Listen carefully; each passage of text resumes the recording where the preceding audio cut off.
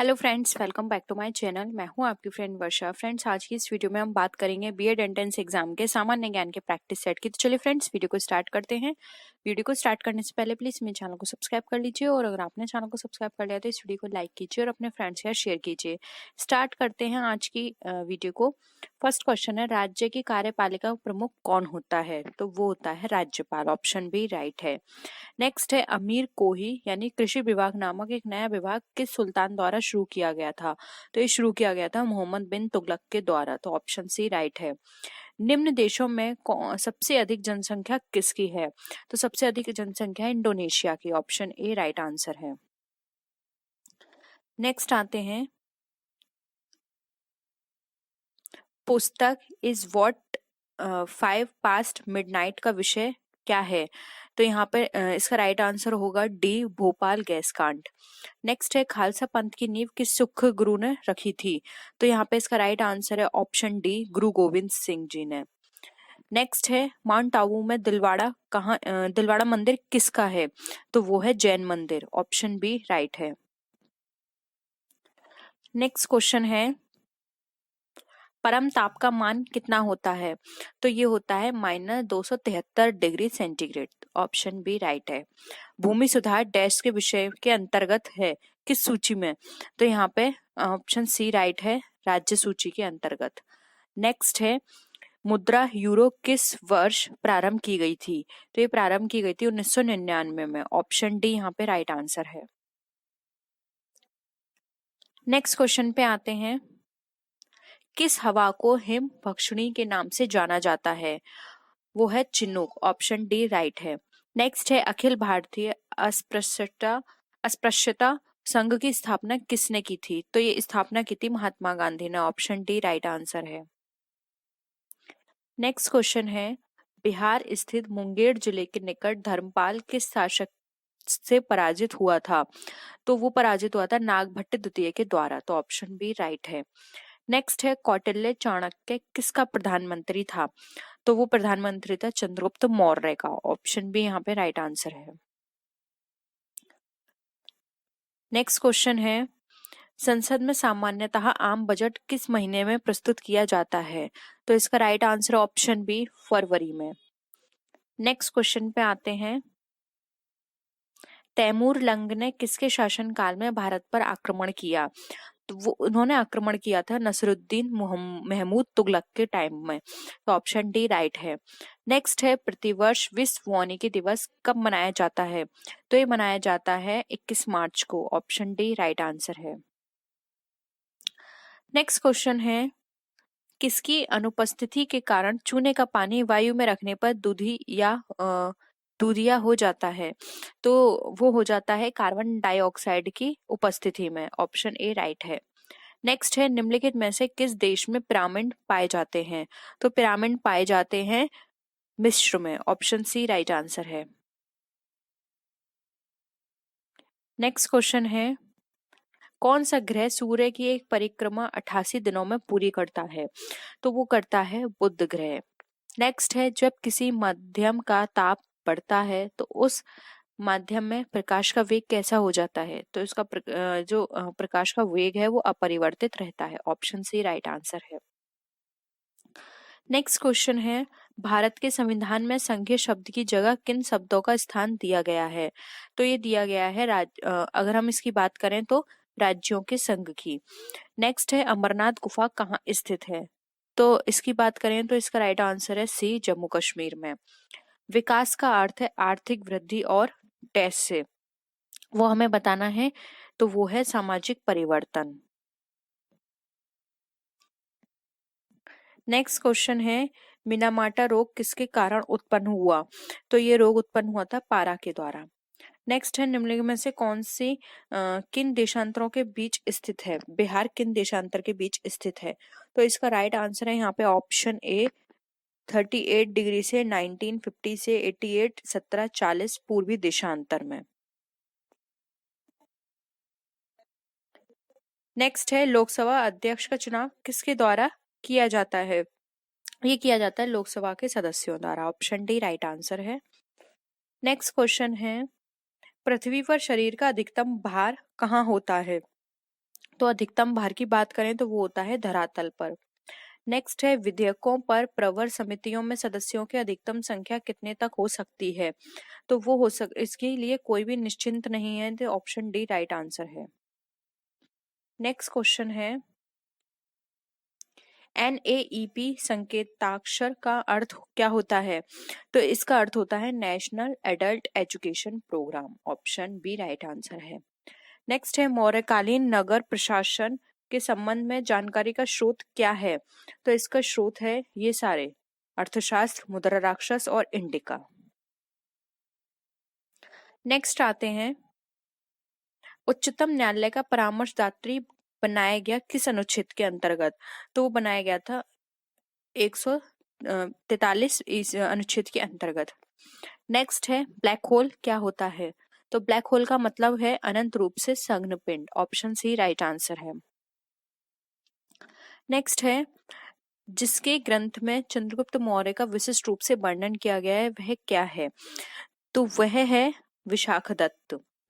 Next है तन्ने की कटाई का प्रयोग निम्नलिखित में से किसे पुनः उगाने के लिए किया जाता है? तो इसका राइट आंसर है डी, गन्ना उगाने के लिए। नेक्स्ट क्वेश्चन पे आते हैं भारत में रेडियो प्रसारण का प्रारंभ किस वर्ष हुआ था? तो वो हुआ था 1927 ईस्वी में। नेक्स्ट है निम्नलिखित में से क्या किसी बड़े शहर की वायु को प्रदूषित करते हैं? तो सबसे ज्यादा प्रदूषित करता है सीसा। नेक्स्ट है विश्वविद्यालय अनुदान आयोग की स्थापना किस वर्ष हुई थी? तो ये इसकी स्थापना हुई थी 1956 ईस्वी में। ऑप्शन ए राइट आंसर है। नेक्स्ट क्वेश्चन है हरिकेन चलते हैं कहां पर? तो वो चलते हैं मिसिसिपी घाटी में। ऑप्शन डी राइट है। भारत रत्न का डिजाइन किस वृक्ष के पत्ते की तरह बनाया गया है? तो इसका राइट आंसर है यहाँ पे ऑप्शन बी, पीपल के वृक्ष की तरह। नेक्स्ट क्वेश्चन है सूर्य मंदिर कहाँ स्थित है? तो सूर्य मंदिर स्थित है कोणार्क में। नेक्स्ट है भारत में नई संसदीय समिति प्रणाली का शुरुआत कब हुई थी? तो इसकी शुरुआत हुई थी 1991 ईस्वी में। नेक्स्ट क्वेश्चन है भारत के नियंत्रक एवं महालेखा परीक्षक का कार्यालय कितना होता है? तो यहाँ पे इसका राइट आंसर है सी, 6 वर्ष या 65 वर्ष में से जो भी पहले हो वहां पे उसका कार्यकाल खत्म हो जाता है। नेक्स्ट है जामिया मिलिया इस्लामिया की स्थापना किसने की थी? तो इसका राइट आंसर है बी, डॉक्टर जाकिर हुसैन ने। नेक्स्ट क्वेश्चन है वह स्तूप स्थल जिसका संबंध भगवान बुद्ध के जीवन की घटना से नहीं रहा है वह कौन है? तो वह है सांची। नेक्स्ट है निम्नलिखित में से कौन सी चट्टान जैविक चट्टानों के अंतर्गत आती है? तो वह है कोयला। ऑप्शन सी राइट आंसर है। नेक्स्ट है भारत में सबसे अधिक कृषि भूमि किस फसल के अंतर्गत आती है? तो ये आती है चावल के अंतर्गत। नेक्स्ट है विश्वव्यापी तापन का संभावित परिणाम क्या हो सकता है? तो इसका परिणाम की बात करें तो ये इसका समुद्र के स्तर में भी वृद्धि हो सकती है, क्योंकि जब पानी बढ़ेगा तो समुद्र का स्तर जो है वो भी बढ़ जाएगा, फसल के स्वरूप में भी परिवर्तन होगा और साथ ही साथ तट रेखा में भी परिवर्तन हो जाएगा। तो ये सभी ही यहाँ पे ऑप्शंस करेक्ट हैं, तो ऑप्शन डी यहाँ पे हमारा राइट आंसर हो जाएगा। नेक्स्ट आते हैं थार मरुभूमि कहाँ स्थित है? तो ये स्थित है राजस्थान में। नेक्स्ट है एतमादौला का मकबरा आगरा में किसने बनवाया था? तो इसका राइट आंसर है यहाँ पे ऑप्शन सी, नूरजहां ने। नेक्स्ट है भारत में सर्वप्रथम पत्र मुद्रा का चलन कब प्रारंभ हुआ था? तो पत्र मुद्रा चलन की बात करें तो इसका प्रारंभ हुआ था 1806 ईस्वी में। तो ऑप्शन डी यहाँ पे हमारा राइट आंसर है। तो फ्रेंड्स ये थे हमारे सामान्य ज्ञान से संबंधित कुछ महत्वपूर्ण प्रश्न। आई होप आपको वीडियो पसंद आया होगा। बात करेंगे बीएड एंट्रेंस एग्जाम के रीजनिंग के प्रैक्टिस सेट की। तो चलिए फ्रेंड्स वीडियो को स्टार्ट करते हैं। वीडियो को स्टार्ट करने से पहले प्लीज मेरे चैनल को सब्सक्राइब कर लीजिए, और अगर आपने चैनल को सब्सक्राइब कर लिया तो इस वीडियो को लाइक कीजिए और अपने फ्रेंड्स के साथ शेयर कीजिए। तो चलिए फ्रेंड्स वीडियो को स्टार्ट करते हैं। 5 से 4 का मल्टीप्लाई करेंगे एंड 3 से 1 का। तो 5 4 से कितना होता है 20 आ गया, और 3 से 1 का मल्टीप्लाई किया तो कितना आ गया 3, इसको ऐड कर दिया 23। 7 से 6 का मल्टीप्लाई कीजिए, 7 6 जा 42 एंड 3 4 जा 12, तो कितना हो गया 54। देखिए वही 22 हो गया, अब देखिए 9 में किसका मल्टीप्लाई करें कि 40 आए, तो आप ऐसे करिए 40 में 22 को माइनस करिए, कितना निकल कर आया, ये हमारा 18। अब 9 के टेबल में 18 कितनी बार आता है, 2 टाइम। तो देखिए यहाँ पे ऑप्शन 2 हमारा सी राइट आंसर होगा, क्योंकि अगर हम सी पे क्लिक करेंगे तब यहाँ पे हमारा आंसर जो है वो हमारा सही निकल कर आएगा। तो यहाँ पे हम 2 लिखेंगे, 9 से 2 का मल्टीप्लाई करेंगे 80 निकल कर आया। अब 18 और यहाँ पे 22 ऐड करेंगे तो 40 हो जाएगा हमारा। तो ये था हमारा ऑप्शन नंबर यहाँ पे सी राइट आंसर। आई होप ये क्वेश्चन आपको क्लियर होगा। नेक्स्ट क्वेश्चन आते हैं 42, 18, 13, 16, 32, 40 एंड 36, 18 एंड 27। अब देखिए फ्रेंड्स यहाँ पे क्या चीज कॉमन है, 6 के टेबल की बात करें तो 6 के टेबल में 42 भी आता है, 18 भी आता है एंड 30 भी आता है, ठीक है। उसी तरह से 18 की बात करें तो 16, 32 एंड 40 ये आता है। अब यहाँ पर हम बात करें 36, 18 एंड 27 में ऐसी कौन सी संख्या लेकर आए जो इससे पूर्णतः विभाजित हो। तो देखिए फ्रेंड्स 9 में यहाँ पर अगर हम देखें तो 18, 36 एंड 27, 27, 9 भी आता है हमारा, ठीक है। तो 9 से ही कट जाएगा। एक बार 18 से देख लेते हैं तो फ्रेंड्स 18 से ये नहीं कटेगा, ठीक है। 12 से देखें तो 12 से ये नहीं कटेगा, 6 से देखें तो 6 से भी नहीं कटेगा। तो यहाँ से 9 एक ऐसा नंबर है जिससे ये 36, 18 एंड 27 ये तीनों कट जाएंगे, इसलिए यहाँ पे ऑप्शन बी हमारा राइट आंसर है। नेक्स्ट आते हैं, अब यहाँ पर देखिए ये हमें वैल्यू दे रखी है 7, 9, 98 एंड 140। ये किस तरह से आया, तो देखिए फ्रेंड्स 7 7 जा कितना होता है 49। अब 49 में 2 का मल्टीप्लाई यानी कि 7, ये जो 7 है इसमें 7 का मल्टीप्लाई करेंगे तो 49 आया। इस 49 में मल्टीप्लाई करेंगे 2 का तो 98 आया। अब इस 98 में हम क्या करें, ये जो 98 है इसमें आप ये जो 49 आया है और ये जो 7 है 49 माइनस 7 कर लीजिए, कितना हो गया ये हमारा 49 में अगर हमने 7 माइनस किया तो ये हमारा हो गया 42। अब 42 में 98 प्लस 42 इसको ऐड कर दीजिए तो ये हमारा कितना निकल कर आएगा, ये हो जाएगा हमारा 140, ठीक है। ये हमारा 140 हो जाएगा। तो आई होप ये आपको कॉन्सेप्ट क्लियर होगा, ठीक है। नेक्स्ट आते हैं, अब उसी तरह से ये देखिए सेकंड वाली 21 में आप 22 का मल्टीप्लाई करेंगे तो कितना हो गया 441। अब इस 441 में 2 का मल्टीप्लाई करेंगे तो कितना हो जाएगा 882। अब उसी 882 में ऐड करेंगे 441 माइनस 21 तो ये कितना हो जाएगा 882 प्लस 441 में अगर 21 माइनस करेंगे तो ये कितना हो जाएगा 420। तो ये कितना निकल कर आएगा 1302। तो देखिए ये भी हमारा सही है। अब उसी तरह से अब हम ये थर्ड निकालते हैं, ये 15 है, 15 में क्या करेंगे 15 का ही मल्टीप्लाई कितना आ गया 225। अब इस 225 में मल्टीप्लाई करेंगे 2 का तो ये कितना निकल कर आएगा हमारा 450। अब इस 450 में प्लस करेंगे हम यहाँ पे 225 माइनस कितना करेंगे इस वाले 15 को तो ये कितना आ गया 450 में अगर हम इसको माइनस प्लस करें ये कितना निकल कर आया हमारा 1210। तो देखिए फ्रेंड्स ये कितना निकल कर आया 660, ठीक है। तो देखिए 660 ऑप्शन डी में है, तो ऑप्शन डी यहाँ पे हमारा राइट आंसर है। थोड़ा बड़ा कॉन्सेप्ट है क्योंकि इस तरह के क्वेश्चंस में थोड़े इसी तरह घुमा फिरा के कॉन्सेप्ट दिए होते हैं। तो मैं कहूंगी आपसे कि इस तरह के क्वेश्चंस जो हैं वो आप लास्ट में ही करें क्योंकि इसमें बहुत टाइम जाएगा और फिर भी आपको 1 मार्क ही मिलेगा। तो कोशिश करिए इस तरह के क्वेश्चंस को आप बाद में करें क्योंकि इसमें बहुत टाइम जाने वाला है आपका, क्योंकि ये कॉन्सेप्ट समझने में ही टाइम लग जाएगा कि इसमें कौन सा कॉन्सेप्ट है, ठीक है।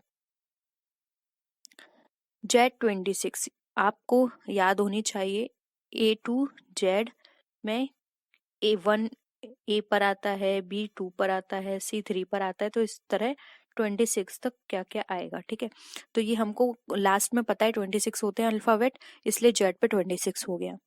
नेट हमारा 39 है और एनयूटी किससे होगा, तो देखिए नेट 39 किस तरह से आया। एन हमारे कितने नंबर पर आता है, 14 पर, एन 14 पर आता है। उसके ई हमारा किस पर आता है, ई आता है हमारा 5 पर, और उसके बाद टी हमारा किस पर आता है, 20 पर। अब देखिए फ्रेंड्स इसको ऐड कर लीजिए, तो ये कितना हो गया 39। तो उस हिसाब से एन यू टी निकालना है, तो ये हो गया 14 प्लस यू हमारा कितने नंबर पर आता है, यू आता है हमारा 21 पर, और टी हमारा कितने पर आता है, 20 पर। तो अब इन तीनों को ऐड कर लीजिए, ये कितना हो गया 2 5 5, ये हो गया 55। तो देखिए ऑप्शन सी राइट आंसर है 55। नेक्स्ट आते हैं, अब देखिए फ्रेंड्स यहाँ पे हमें लिखा हुआ है कॉन्शियसली, इसको इस कोड में लिखा गया है, सॉइल को कैसे लिखा जाएगा। तो देखिए फ्रेंड्स एक बार यहाँ देख लीजिए, CDEOLMNOP, देखिए यहाँ पर अगर हम देखें तो यहाँ पर इसका कोई कॉन्सेप्ट नहीं है, डायरेक्ट हमें ये देखना होगा। एस से क्या बना है, एस यहाँ पर है 4th नंबर पर, तो देखिए एस से एन आ गया। ठीक है, ओ यहाँ पर है ई, यानी कि ई आ गया। आई है यस, SCI, यानी कि यहाँ पर ई से हमारा क्या बनेगा, CON, 1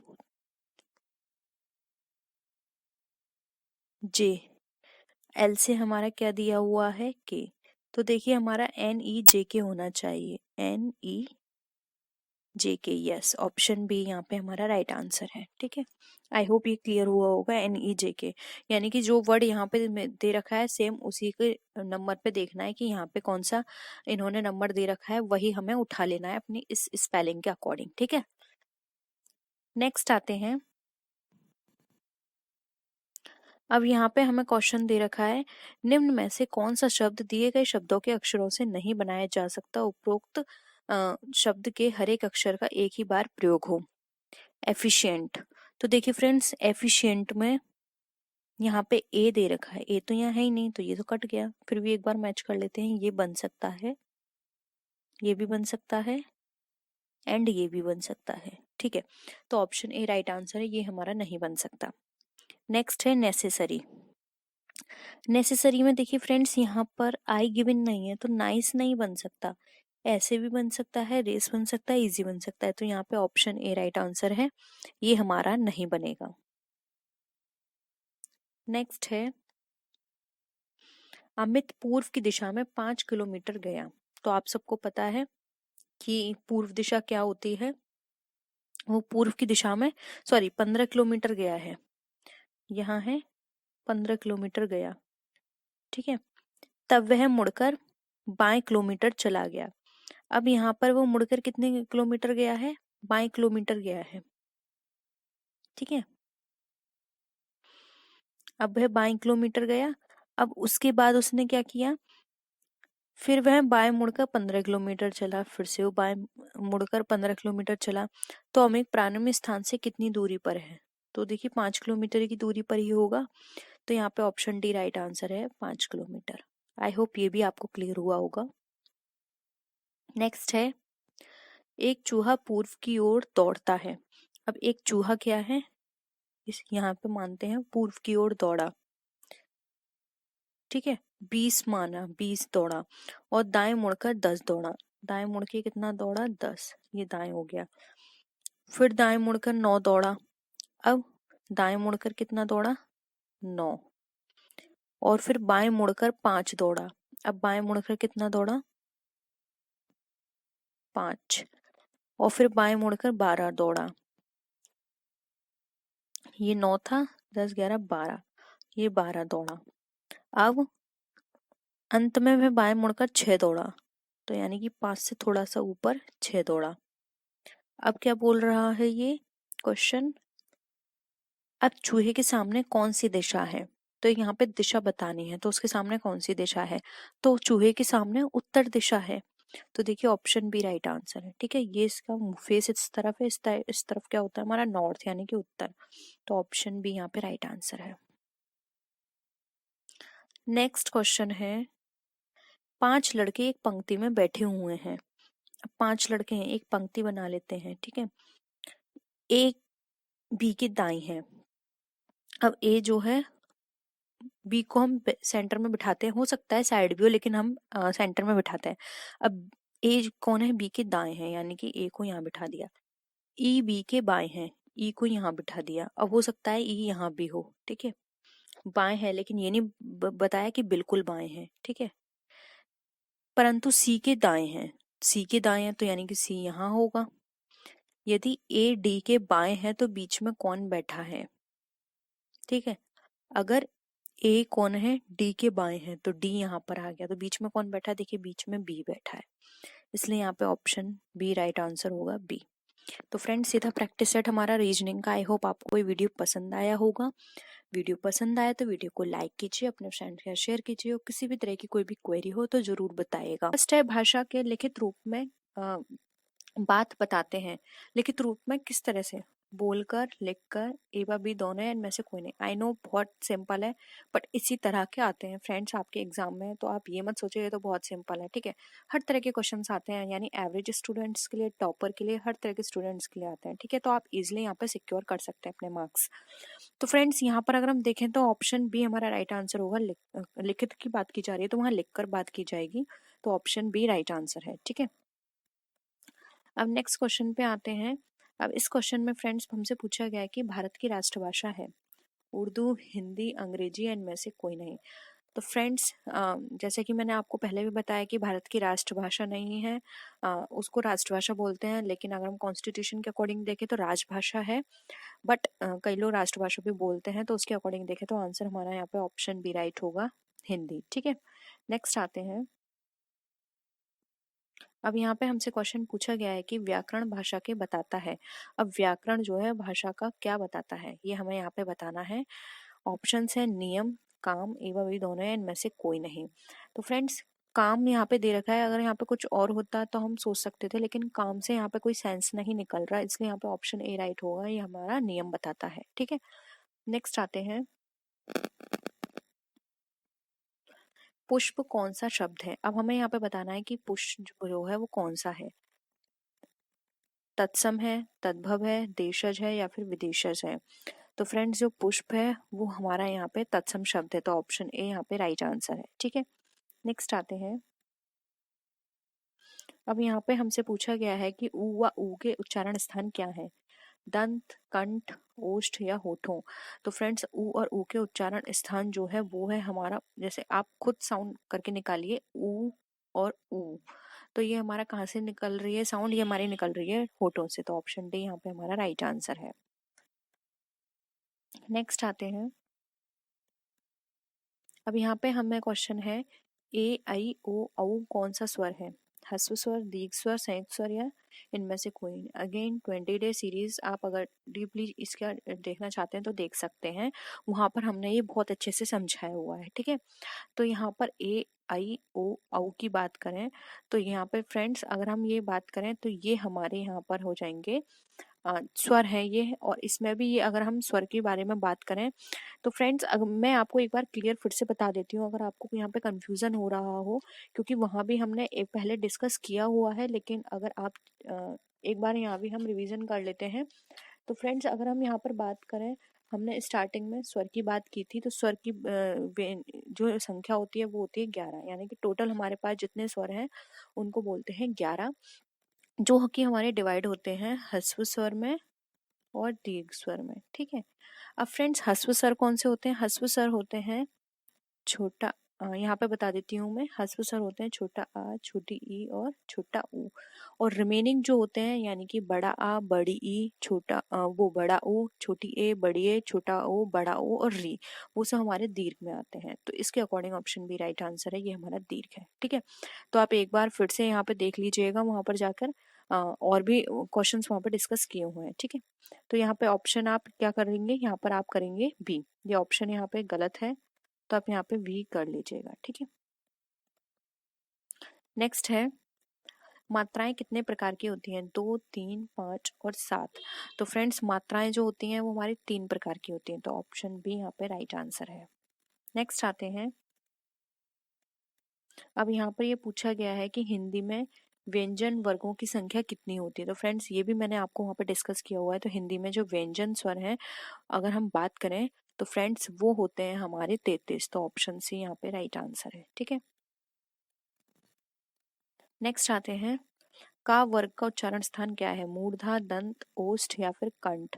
तो फ्रेंड्स अगर हम यहाँ पे बात करें तो का वर्ग का जो उच्चारण स्थान है वो है कंठ। तो ऑप्शन डी यहाँ पे हमारा राइट आंसर है।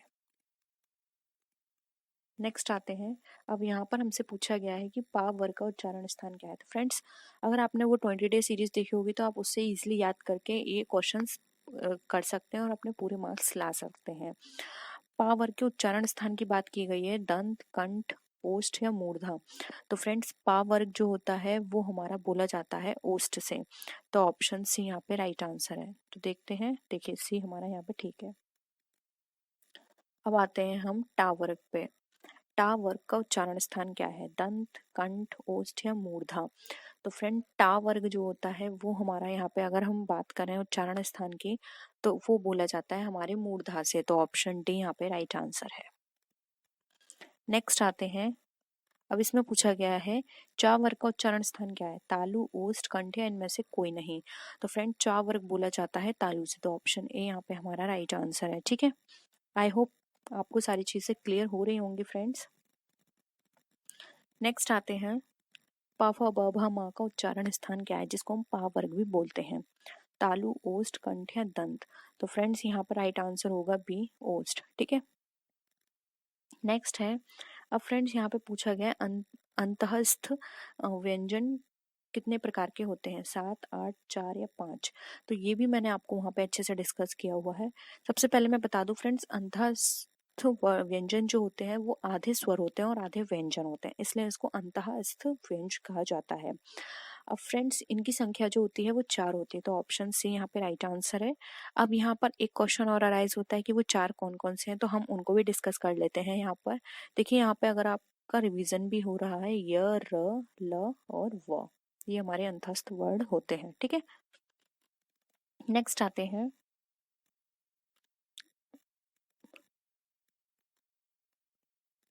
निम्न में से कौन सा शब्द संज्ञा से बना हुआ विशेषण है, कुलीन, नमक, कृपा या जाति। तो फ्रेंड्स इसका राइट आंसर होगा ऑप्शन नंबर ए, कुलीन, ठीक है। नेक्स्ट आते हैं, अब यहाँ पे हमसे पूछा गया है कि इनमें से अब हमें ये बताना है कि कौन सा शब्द संज्ञा से बना हुआ विशेषण है, जापान, गुणी, दान या जाति। तो फ्रेंड्स यहाँ पर अगर हम बात करें संज्ञा से बना हुआ विशेषण तो वो होगा हमारा ऑप्शन नंबर बी, गुणी, क्योंकि ये उसकी विशेषता बता रहा है, ठीक है, जो कि संज्ञा से मिलकर बना है। नेक्स्ट आते हैं, अब यहाँ पे हमसे पूछा गया है कि इनमें से कौन सा शब्द संज्ञा से बना हुआ विशेषण नहीं है, नमकीन, दयालु, धनवान या फुर्ती। तो फ्रेंड्स यहाँ पर ऑप्शन डी राइट आंसर होगा, फुर्ती। जबकि धनवान यहाँ पे विशेषता बता रहा है, संज्ञा से मिलकर बना है, दयालु भी संज्ञा से मिलकर बना है जो कि विशेषता बता रहा है, नमकीन भी संज्ञा से मिलकर बना है जो कि विशेषता बता रहा है कि कोई वस्तु नमकीन है, ठीक है। नेक्स्ट आते हैं, इनमें से कौन सा शब्द संज्ञा से बना हुआ विशेषण नहीं है, अपमानित, नियमित, वार्षिक या फिर अपमान। तो फ्रेंड्स अगर हम यहाँ पे बात करें तो यहाँ पर अगर हम देखें तो यहाँ पर ऑप्शन डी राइट आंसर होगा, अपमान। ये हमारा विशेषण संज्ञा से बना हुआ नहीं है, बाकी सारे हमारे उससे बने हुए हैं। नेक्स्ट है, हमें यहाँ पे बताना है इनमें से कौन सा शब्द, इनमें से कौन सा शब्द संज्ञा से बना हुआ विशेषण है, इच्छुक, प्यास, पशु या फिर संतोष। तो फ्रेंड्स यहाँ पे ऑप्शन ए राइट आंसर है, इच्छुक। ये हमारा संज्ञा से बना हुआ शब्द है। नेक्स्ट आते हैं, अब यहाँ पे हमें पूछा गया है कि इनमें से कौन सा शब्द सर्वनाम से बना हुआ विशेषण है, मैं, वह, कोई, तेरा। तो फ्रेंड्स यहाँ पे ऑप्शन डी जो है वो राइट आंसर है, ये हमारा सर्वनाम से बना हुआ शब्द है, तेरा, ठीक है। तो ऑप्शन डी राइट आंसर है। नेक्स्ट आते हैं, इनमें से कौन सा शब्द क्रिया से बना हुआ विशेषण नहीं है? चालू, कमाऊ, समझना या पठित। तो फ्रेंड्स ऑप्शन सी यहाँ पे राइट आंसर है, समझना। ठीक है, नेक्स्ट आते हैं।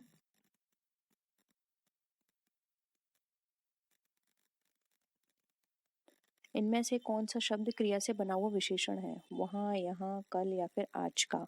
तो फ्रेंड्स अगर हम यहाँ पर देखें तो यहाँ पे ऑप्शन डी राइट आंसर होगा, आज का। ठीक है, नेक्स्ट आते हैं।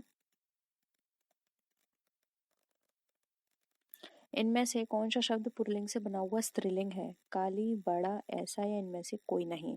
तो फ्रेंड्स राइट आंसर होगा यहाँ पे ए, काली। ठीक है, ये पुल्लिंग से बना हुआ स्त्रीलिंग शब्द है। ठीक है, नेक्स्ट आते हैं।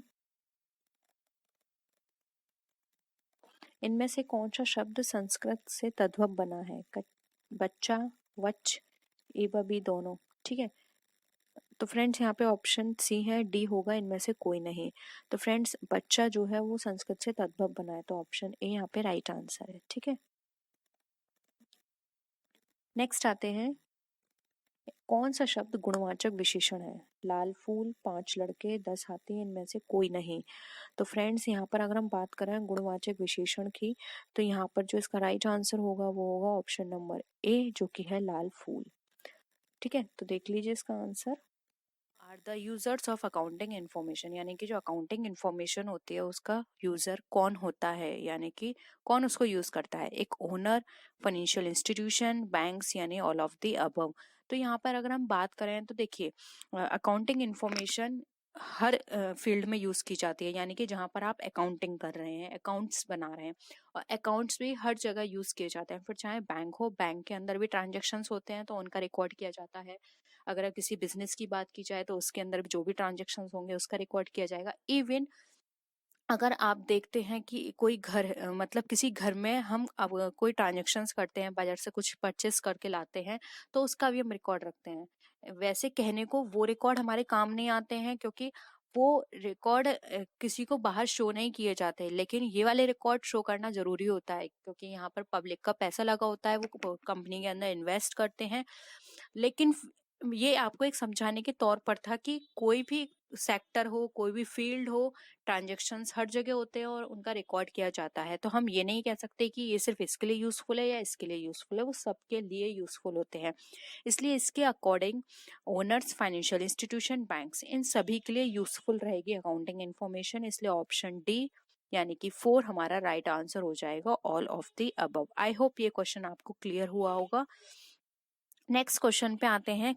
कैपिटल ऑफ बिजनेस इज, यानी कि जो बिजनेस की कैपिटल है वो क्या है? एक कैश है, एक इंटरेस्ट है, एक लायबिलिटी है, या फिर नन ऑफ द अबव। तो देखिए यहाँ पर अगर हम बात करें तो कैपिटल जो है बिजनेस की, कैश, कैश फॉर्म में है लेकिन वो कैश नहीं है।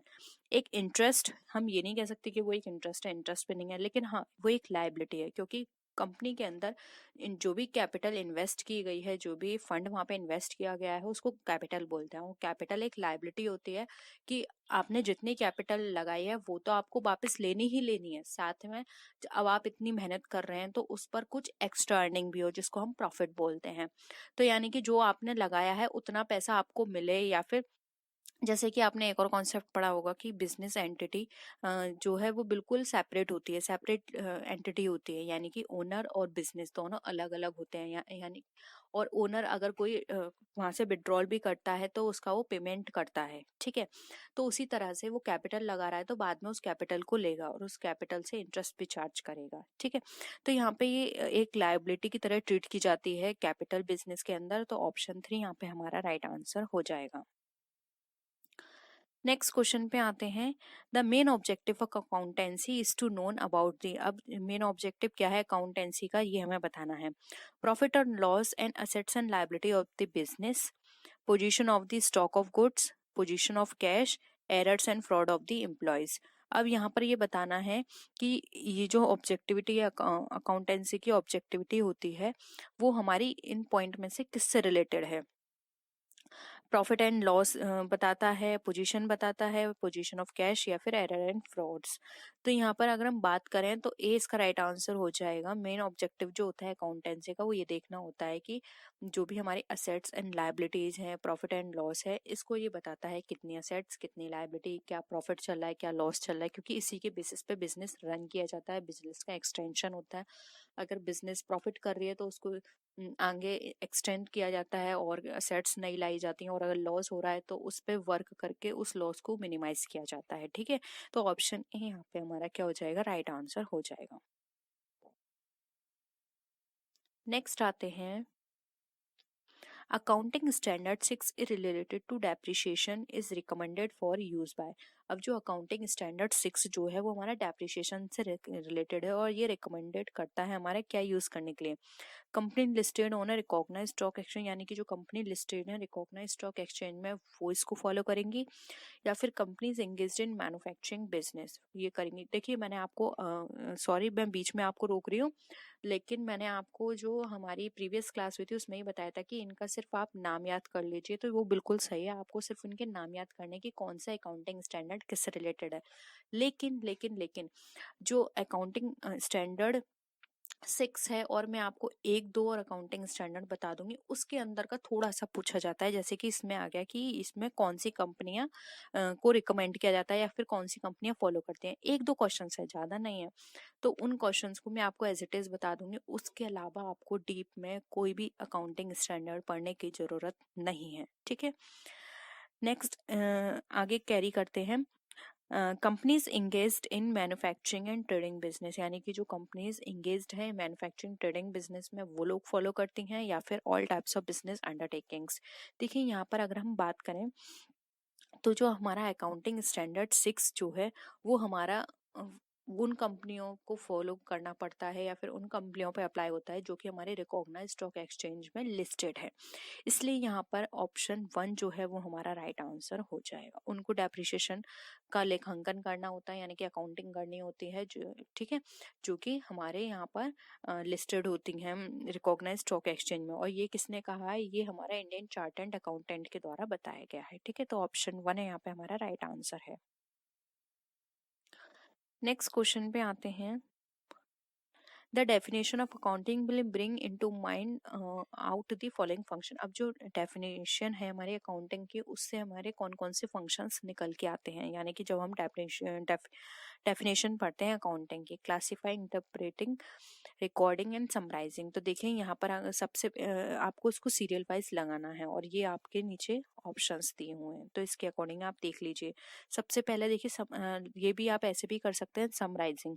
अब ये समराइजिंग क्या होता है, ये हमारा भी स्टार्टिंग का पार्ट नहीं है। स्टार्टिंग का पार्ट सबसे पहले क्या आता है, सबसे पहले क्या करेंगे आप रिकॉर्ड करेंगे, यानी कि 3 पॉइंट आ गया।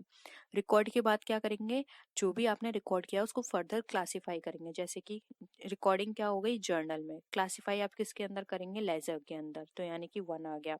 इसके बाद क्या करेंगे आप उसको समराइज करेंगे, यानी कि फिर आ गया आपका 4। ठीक है, समराइज कर लिया, फिर आप क्या करेंगे, इंटरप्रेट करेंगे, यानी कि उससे रिजल्ट निकालेंगे, तो ये आपका कितने निकल कर आ गया 2। तो 3142 होगा इसका राइट आंसर। 3142 कहाँ है, ऑप्शन 1 में, तो ऑप्शन 1 यहाँ पे हमारा राइट आंसर है।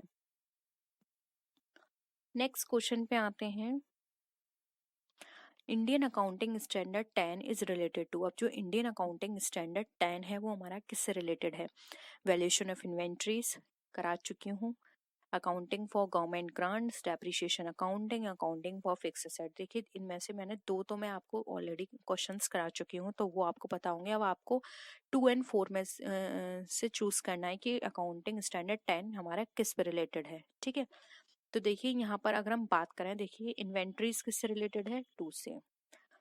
गवर्नमेंट ग्रांट्स ये हमारा किससे रिलेटेड है, अभी मैं आपको बताऊंगी। डेप्रिसिएशन हमारा 6 से है, तो देखिए अकाउंटिंग फॉर गवर्नमेंट ग्रांट्स ये हमारा 12 से रिलेटेड है, और अकाउंटिंग फॉर फिक्स एसेट ये हमारा 10 से रिलेटेड है। ठीक है, तो इसका answer option D right answer हो जाएगा। अकाउंटिंग फॉर फिक्स एसेट्स हमारा अकाउंटिंग स्टैंडर्ड 10 पे फॉलो होता है। नेक्स्ट है, the objective of a business organisation do not include. अब बिजनेस ऑर्गेनाइजेशन का जो ऑब्जेक्टिव है उसमें क्या क्या इंक्लूड नहीं किया जाता, maximisation of total investment, maximisation of profit, maximisation of sales या फिर सर्वाइवल। अब देखिए यहाँ पर अगर हम बात करें तो जो हम सब ने इसकी डेफिनेशन पढ़ी है बिजनेस ऑर्गेनाइजेशन की, जिससे हमें ऑब्जेक्टिव्स मिलते हैं। तो देखिए यहाँ पर बात की जा रही है मैक्सिमाइजेशन ऑफ प्रॉफिट की, ये बिल्कुल सही है। मैक्सिमाइजेशन ऑफ प्रॉफिट की बात की जाती है बिजनेस ऑर्गेनाइजेशन के अंदर, मैक्सिमाइजेशन ऑफ सेल की भी बात की जाती है, और यहाँ पे सर्वाइवल की भी बात की जाती है। लेकिन यहाँ पे मैक्सिमाइजेशन ऑफ टोटल इन्वेस्टमेंट की बात नहीं की जाती, क्योंकि टोटल इन्वेस्टमेंट में को मैक्सिमाइज करने से कोई फायदा नहीं है। प्रॉफिट को मैक्सिमाइज करने से क्या होता है, वो ज़्यादा से ज़्यादा बिजनेस हमारा ग्रोथ करेगा। सेल मैक्सिमाइज करने से प्रॉफिट ज़्यादा होगा। सर्वाइवल से क्या होगा कि कुछ कंपनीज ऐसी होती हैं जो अच्छा अर्न नहीं कर पाती हैं, तो उनके लिए कॉन्सेप्ट कौन सा फॉलो किया जाता है, सर्वाइवल का। यानी कि वो इतना तो अर्न कर लें कि वो सर्वाइव कर पाए मार्केट के अंदर, जो भी अदर कॉम्पिटिटर्स हैं उनके सामने वो सर्वाइव कर पाए, उस तरह की सिचुएशन उनके साथ फॉलो होती है। तो यहाँ पे जो बिजनेस ऑर्गेनाइजेशन का जो ऑब्जेक्टिव फॉलो नहीं होगा वो होगा option number 1, maximisation of total investment. I hope यहाँ तक आपको प्लीज़ ये क्वेश्चन समझ में आ रहे होंगे, और क्वेश्चन समझ में आ रहे हैं तो प्लीज़ वीडियो को लाइक कीजिए, अपने फ्रेंड्स के साथ जरूर शेयर कीजिए प्लीज़। स्टार्ट करते हैं next question. Accounting standard in India prescribed bye. अब जो अकाउंटिंग स्टैंडर्ड है इंडिया में वो किसके द्वारा प्रिस्क्राइब किया गया है? Securities and exchange board of India, company law board, institute of cost and work accounting, या फिर institute of chartered accountant of India. तो देखिए securities and exchange board of India ये हमारी किसके बारे में बात करता है, ये स्टॉक एक्सचेंज से रिलेटेड होता है। कंपनी लॉ बोर्ड हमारे कंपनी से रिलेटेड नियम बताता है। कॉस्ट एंड वर्क अकाउंटेंट्स भी हमारे जो हमारे डिफरेंट रूल्स आते हैं किसी भी चीज को कोई भी कौन ये कोई भी हम ट्रीटमेंट करते हैं या फिर कोई भी टेक्निक्स हम यूज करते हैं कंट्रोलिंग में, कोई भी ऐसा फॉलो करते हैं कोई भी मेथड, वहां पर ये बताते हैं। चार्टर्ड अकाउंटेंट हमारे अकाउंटेंसी से रिलेटेड रूल्स को बताते हैं।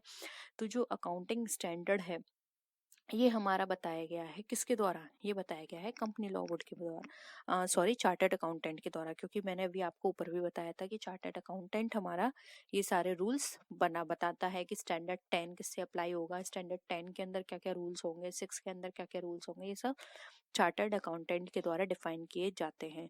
और अगर हम बात करें तो ये जो जितने भी रूल्स अप्लाई होते हैं हमारे, वो 211 आर्टिकल के द्वारा यहाँ पे बताए जाते हैं। ठीक है, नेक्स्ट आते हैं कंसिडर द फॉलोइंग एक्टिविटीज। अब यहाँ पे हमें एक्टिविटीज बतानी है।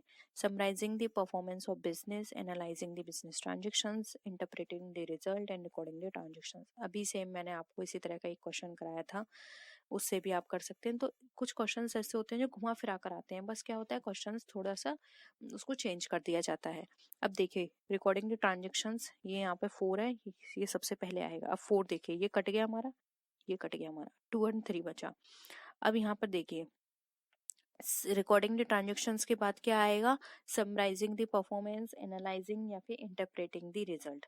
तो देखिए यहाँ पर इसका जो राइट आंसर होगा, अब इसके बाद जो आएगा हमारा ट्रांजेक्शंस वो आएगा लेन देनों का विश्लेषण, जिसको बोलते हैं एनालाइजिंग द बिजनेस ट्रांजेक्शंस। अब एनालाइजिंग द बिजनेस ट्रांजेक्शंस के अंदर क्या आएगा, समराइज करेंगे हम उन सब चीजों को, तो क्या आ जाएगा हमारा 1, फिर आ जाएगा हमारा यहाँ पर 3, 4213, ऑप्शन बी जो है वो हमारा राइट आंसर हो जाएगा। ठीक है, नेक्स्ट आते हैं अकाउंटिंग इज। अब अकाउंटिंग क्या है, इससे रिलेटेड मैं आपको क्वेश्चंस करा चुकी हूँ। लैंग्वेज है, प्रीवियस क्लास ही अगर आपने देखी होगी तो आप इजीली बता सकते हैं। Source of business information, recording, classifying and summarising business transactions, या फिर ऑल ऑफ दी अबव। तो देखिए हम अकाउंटिंग की बात करें तो अकाउंटिंग हमें सारे रूल्स बताती है, अकाउंटिंग हमें इंफॉर्मेशन प्रोवाइड करती है, इसलिए ये हमारी लैंग्वेज भी हो गई। सोर्स है, मैंने अभी आपको बताया इंफॉर्मेशन प्रोवाइड करती है, तो ये भी हो गई। और अकाउंटिंग के अंदर ही हम रिकॉर्ड करते हैं ट्रांजेक्शन्स को, फिर उसको फर्दर क्लासिफाई करते हैं लेजर के अंदर, उसके बाद हम समराइज करते हैं सभी ट्रांजेक्शन्स को, समराइज के बाद क्या करते हैं हम इंटरप्रेट करते हैं। तो ये भी हमारा करेक्ट है, इसलिए ऑप्शन डी यहाँ पे राइट आंसर हो जाएगा, all of the above. Accounting ये सारी चीजें हैं, यानी कि इन सब चीजों को बताती है।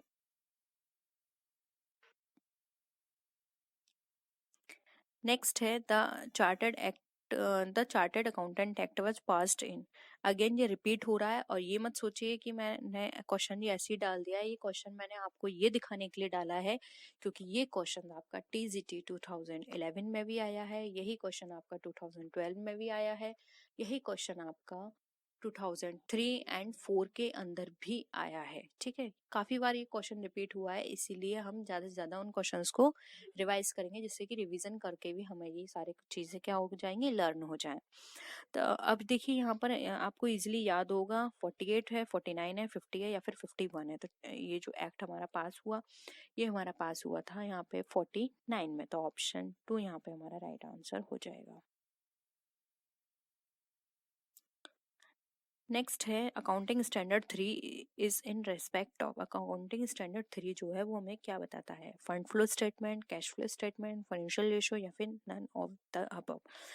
तो देखिए अकाउंटिंग स्टैंडर्ड 3 जो है वो हमें यहाँ पे बताता है क्या, कैश फ्लो स्टेटमेंट के बारे में। फर्स्ट क्या है, रिवीजन करिए, disclosure of accounting policy, 2 inventories, 3 cash flow statement, 4 contingency events, 5 prior period, 6 depreciation. इस तरह से आपको याद रखना है। ठीक है, तो यहाँ 2 क्या हो गया, कैश फ्लो स्टेटमेंट। नेक्स्ट है 8। अब देखिए यहाँ पर 8 आया है, accounting standard 8। Valuation of inventory, ये 2 हो गया तो ये हट गया। फिक्स असेट्स, ये हमारा 10 से रिलेटेड है। Accounting for research and development, depreciation accounting, ये भी आप इजीली कर लेंगे। डेप्रिसिएशन 6 है तो बचा क्या, 8 रिसर्च एंड डेवलपमेंट। तो 3 यहाँ पे हमारा क्या है, राइट आंसर है। नेक्स्ट है net worth of a businessman mean. अब बिजनेस के अंदर जो नेटवर्थ होती है उसका क्या मतलब होता है, इक्विटी कैपिटल से, टोटल एसेट से, fix assets minus current liability या फिर total assets minus total liabilities से। तो यहाँ पे अगर हम नेटवर्थ की बात करें तो देखिए नेटवर्थ में यहाँ पर जो इसका मतलब होता है वो होता है यहाँ पे हमारा ऑप्शन नंबर क्या होगा, बताइए कमेंट सेक्शन में जल्दी से बताइए। आपको मैं 2 मिनट का टाइम दे रही हूँ, जल्दी बताइए। देखिए नेटवर्थ की बात की जा रही है, ये याद रखिएगा, नेटवर्थ है इसके अंदर। देखिए नेटवर्थ हमारा, जब हम जो भी हमारी टोटल असेट्स होती हैं उसमें से जो भी हमारी आउटसाइडर, इनसाइडर नहीं, आउटसाइड की जो भी हमारी लाइबिलिटीज होती हैं, एक्सटर्नल लाइबिलिटीज होती हैं, उनको हम माइनस कर देते हैं। तो जो भी रिमेनिंग हमारे पास फंड बचता है वो हमारा नेटवर्थ कहलाता है। ठीक है, तो ऑप्शन 4 यहाँ पे हमारा क्या हो जाएगा, राइट आंसर हो जाएगा। तो फ्रेंड्स ये थी आज की वीडियो। आई होप आपको आज के क्वेश्चंस पसंद आए होंगे। अगर वीडियो पसंद आए तो वीडियो को लाइक कीजिए, अपने फ्रेंड्स के साथ शेयर कीजिए, और किसी भी तरह की कोई भी क्वेरी हो या आप सजेशन देना चाहते हैं तो आप नीचे कमेंट सेक्शन में लिख सकते हैं। तो फ्रेंड्स नेक्स्ट वीडियो में हम फिर मिलते हैं और भी अच्छी वीडियोस के साथ, तब तक के लिए बाय बाय।